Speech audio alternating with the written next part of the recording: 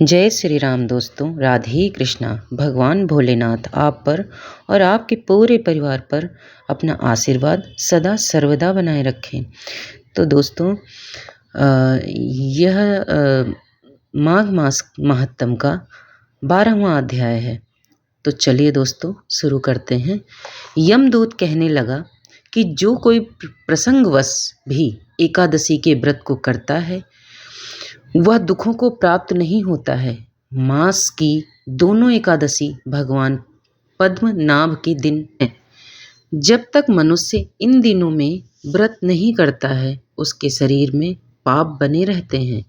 हजारों अश्वमेघ, सैकड़ों वाजपेयी यज्ञ एकादशी व्रत की 16वीं कला के बराबर भी नहीं है।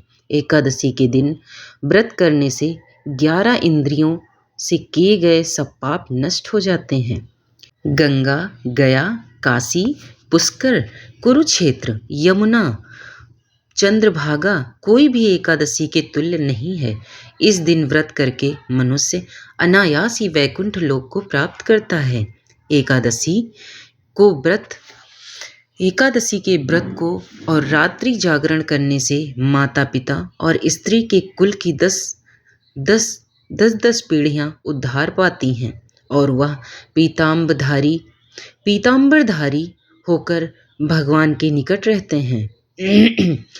बाल, युवा और वृद्ध सब तथा पापी भी व्रत करने से नरक में नहीं जाते हैं। यमदूत कहता है कि हे वैश्य, मैं सूक्ष्म में तुमसे नरक से बचने का धर्म करता हूँ।